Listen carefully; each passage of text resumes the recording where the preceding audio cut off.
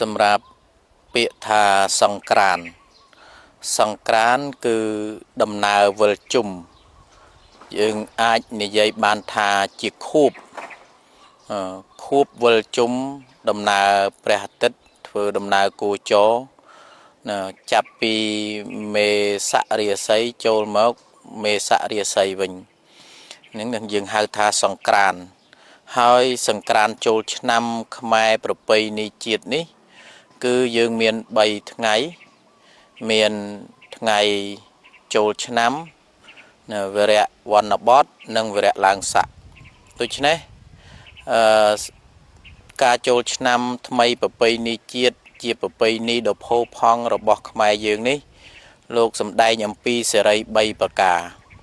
ទី1សេរីនៅនឹងវង្សភ័ក្រនិងមុខរបស់យើងទី2សេរីនៅនឹងដើមទ្រូងទី3សេរីនៅនឹងជើងនៅក្នុងន័យនេះគឺមានខ្លឹមសារអត្ថរសអត្ថន័យដ៏ជ្រាលជ្រៅសេរីនៅនឹងមុខពេលព្រឹកជាទូទៅបើយើងនិយាយអំពីសេរីសួស្តីមុខត្រូវមានការទំនាក់ទំនងចិត្តឆ្ងាយបងប្អូនសាច់សាលោហិតឬក៏ទំនាក់ទំនងអាជីវកម្មគឺសំដៅទៅលើមុខៈការបញ្ចេញស្នាមញញឹមស្រស់ស្រាយដើម្បីឲ្យស្រស់ស្រាយវាចារបស់យើងនឹងជាមធុវាចាផ្អែមល្ហែមពីរសពិសាវាចាចេញពីចិត្តនេះជាសេរីសួស្តីហើយសម្រាប់ការលុបមុខការលាងមុខគឺលាងនៅអកុសលភាព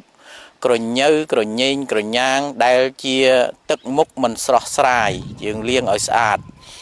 ទឹកគឺជាគ្រឿងសម្អាតគ្រឿងសៅមងសម្អាតរបស់មិនស្អាតអញ្ចឹងយកមកលុបមុខហើយក្នុងន័យនេះក្នុងន័យពធគឺលុបនៅភាពសៅមងនៃទឹកមុខមិនស្រស់ស្រាយក្រញែងក្រញើមិនល្អប្រពៃទើបទឹកមុខរបស់យើងមានភាពញញឹមស្រស់ស្រាយជាមង្គលដែលយើងត្រូវការនេះសេរីទី1សេរីទី2នៅនឹងដើមទ្រូងចាស់បុរាណថានៅពេលថ្ងៃយើងយកទឹកមកលាបស្រឡាប់ដើមទ្រូងដើម្បីឲ្យត្រជាក់ទ្រូងសំដៅទៅលើចិត្តសំដៅទៅលើបេះដូងចិត្តបេះដូងមនុស្សត្រូវការសេចក្តីល្អស្មោះត្រង់ចេញពីចិត្តដូច្នេះហើយក្នុងន័យនេះសំដៅទៅលើចិត្តស្អាតច្រាសអកុ